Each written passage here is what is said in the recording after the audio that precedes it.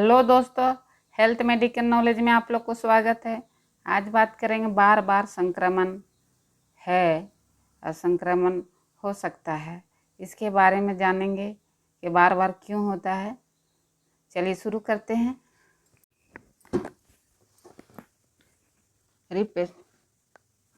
Repeated infection, बार बार बीमारी infection. अब देख सकते हैं बीमारी स्टोमच में इन्फेक्शन हो सकते हैं, लॉन्ग चाहे लीवर में चाहे लॉन्ग इंटेस्टाइनल में भी इन्फेक्शन हो सकते हैं।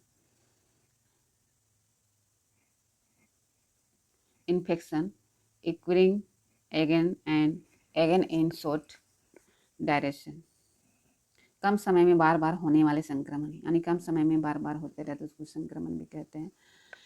Infection improve but replaces equally, संक्रमण ठीक होकर फिर जल्दी आपस आ जाने, यानी संक्रमण ठीक होने के बाद फिर जल्दी से आपस आ जाना, उसी को संक्रमण भी कहते हैं। Can lungs urine skin but gut, फेफड़े पेशाब त्वचा और आंत प्रभावित हो सकते हैं, यानी फेफड़े जो त्वचा और आंत हमारे हैं वो संक्रमित के हो सकते हैं, बहुत जल्दी इफेक्ट होते हैं संक्रमण में। फेफड़े हो गया, पेशाब में, त्वचा और आंत में सबसे पहले अटैक इसी सब में आते हैं। गोल्डन क्लिनिकल रूल्स याद रखने की ट्रिक है। Patient with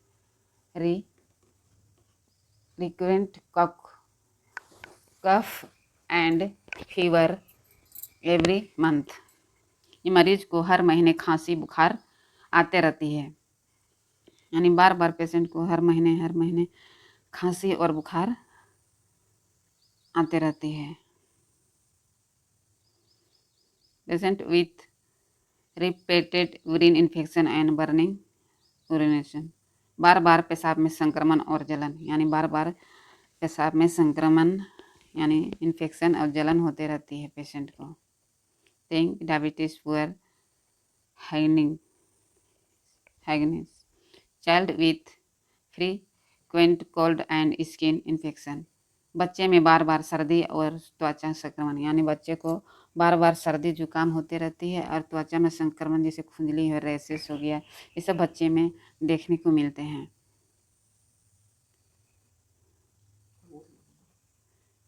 think malabsorption and vitamin deficiency, infection not improving after antibiotic, दवा लेने के बाद भी इन्फेक्शन ठीक नहीं होते हैं।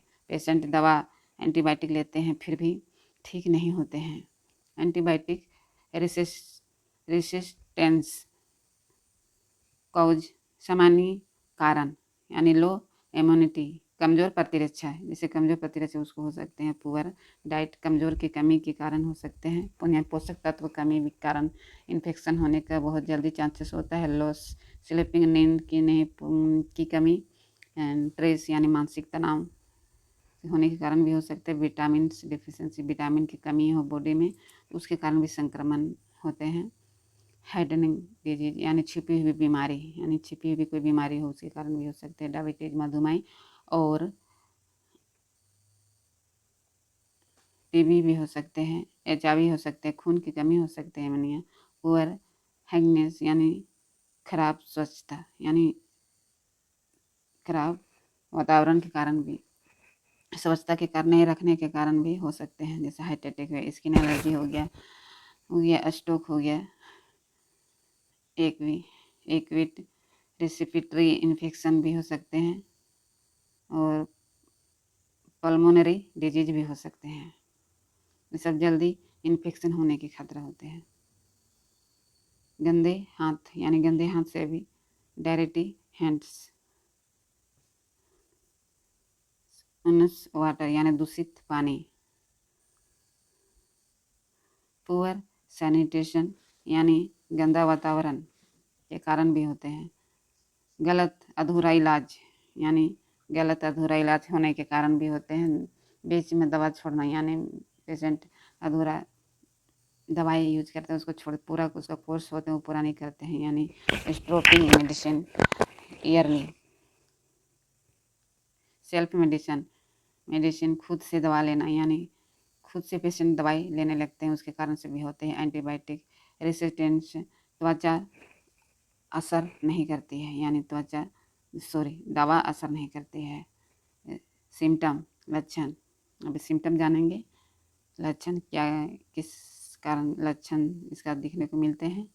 इन्फेक्शन का, फीवर यानी बुखार आ सकते हैं, बार बार सर्दी जुकाम हो सकते हैं, वीकनेस कमजोरी हो सकते हैं, स्किन इन्फेक्शन, त्वचा संक्रमण हो सकते हैं, बर्निंग, उरिनेशन यानी पेशाब में जलन हो सकते हैं, रेड फंगस सिग्नल यानी खतरे के संकेत दे सकते हैं। ये लक्षण है। बार बार संक्रमण यानी frequent infection in short time, यानी बार बार कम समय में बार बार संक्रमण होने का होना। वेटिंग लॉस यानी कम वजन होना है, बहुत जल्दी वेट कम हो जाना। और प्रेसिस्टेंस फीवर यानी लगातार बुखार आना। कम वजन तो कम होना और लगातार बुखार रहना। नॉन हीलिंग हुड, घाव ठीक ना होना, ये भी देखने सकते हैं। अगर जांच यानी जांच टेस्ट कर सकते हैं। सीबीसी खून की सामान्य जांच, ब्लड शुगर जांच कर सकते हैं, HIV जांच कर सकते हैं, जांच यूरिन टेस्ट, पेशाब जांच, चेस्ट एक्सरे, ये सब टेस्ट में यानी जांच में कर सकते हैं। तब पेशेंट पता चलता है कि क्या कारण है। ट्रीटमेंट, उपचार, इसका आप मेडिसिन क्या चलाते हैं उपचार में। एंटीबायोटिक, एमोक्सिसिलिन, ये एमोक्सिसिलिन का टैबलेट है। एमोक्सिसिलिन टैबलेट के नाम से भी आती है। इसका ब्रांड बहुत ऐसे ब्रांड नेम से भी आती है। ये 500 mg की आती है। TDS 5 से 7 दिन तक लेना है इसको। बैक्टीरियल इन्फेक्शन यानी बैक्टीरियल संक्रमण में इसका रिजल्ट अच्छा से देखने को मिलते हैं। एमोक्सिसिलिन इसका एंटीबायोटिक यानी कंपोजिशन भी है और इसके नाम से टैबलेट भी मिलती है। एजिथ्रोमाइसिन, ये भी एंटीबायोटिक है। एजिथ्रोमाइसिन इसका कंपोजिशन है, इसका टैबलेट नाम है एसिलिन 500। रिस्पिरेटरी इन्फेक्शन, इसका श्वसन संक्रमण में, जैसे सांस लें संक्रमण में कोई दिक्कत हो, संक्रमण हो गया उसमें एजिथ्रोमाइसिन बहुत अच्छा रिजल्ट देखने को मिलते हैं। ये 500 mg की होती है। OD 3 में 3 बार यानी 3 बार यूज करना है इसको। 500 mg दिन में, एक बार में 3 दिन यानी एक टैबलेट 3 दिन करना है यूज इसको। Azithromycin tablet. नेक्स्ट वीडियो है मल्टीविटामिन, देख सकते हैं मल्टीविटामिन। इसका मॉक्सीडेन, इसका कंपोजिशन है विटामिन एंड मल्टीमिनरल्स टैबलेट है। इम्प्रूव्स इम्यूनिटी, ये उपयोग प्रतिरक्षा बढ़ाने में, ये शरीर को ताकत देती है और प्रति क्षमता रोगाणु से लड़ने के लिए शक्ति देती है, प्रतिरक्षा बढ़ाने में मदद करती है। और डेली दिन में एक बार यानी दिन में एक बार लेना है खाना खाने के बाद। नेक्स्ट है वीडियो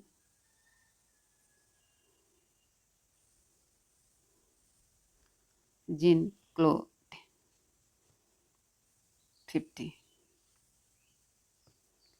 ये जिंक सप्लीमेंट के रूप में भी इसका यूज करते हैं। इसका कंपोजिशन है एंटीऑक्सीडेंट्स, विटामिन्स, जिंक, मल्टीविटामिन्स भी होते हैं ताकि हमारे बॉडी रिकवरी करे।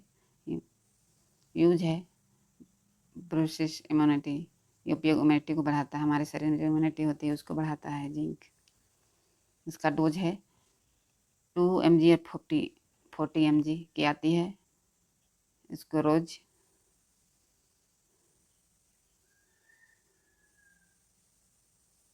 20 से 40 mg रोज।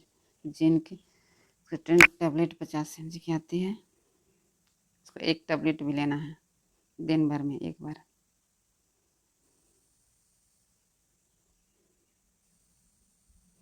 गिलोय भी इम्यूनिटी बढ़ाता है। तुलसी भी संक्रमण से बचाता है। आयुर्वेदिक है।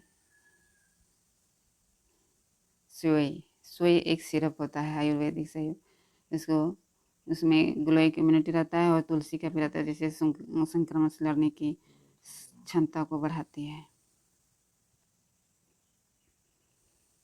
मिल्क भी लेना है। फुल ट्रीटमेंट है। RX tablet amoxicillin 500 mg TDS 5 day, यानी 5 दिन तक चलाना है। एमोक्सिसिलिन का जो टैबलेट है वो 5 दिन तक चलेगी 3 टाइम। नेक्स्ट है टैबलेट एजिथ्रोमाइसिन 500 mg वडी 3 दिन वडी, यानी दिन में एक बार लेना है। 3 दिन तक प्रतिदिन एक टैबलेट 3 दिन तक चलना है। एजिथ्रोमाइसिन कैप्सूल मल्टीविटामिन OD, ये भी दिन भर में एक बार लेना है। खाने के बाद लेना है। एक ही टैबलेट लेना है। मल्टीविटामिन जिंक OD, जिंक का टैबलेट है वो भी एक ही टाइम लेना है। ये नहीं कि सुबह शाम दोपहर को ले, नहीं, एक टाइम लेना है उसको। और ब्लड टेस्ट एंड एडवाइस, खून की जांच करवाएं। उसके बाद फुल और भी मेडिसिन चला सकते हैं। तो दोस्तों आज सिर्फ इन्फेक्शन के बारे में बात किए हैं, संक्रमण के बारे में। टैबलेट जो मोस्ट होते हैं एमोक्सिसिलिन और एजिथ्रोमाइसिन मल्टीविटामिन, ये रिकवरी करने में बहुत जल्दी मदद करती है। तो दोस्तों आज तक था वीडियो यहीं तक। अगर आप लोग को वीडियो पसंद आया है तो लाइक कीजिए, सब्सक्राइब कीजिए। Thank you for the watching और डॉक्टर की सलाह से ले। Thank you.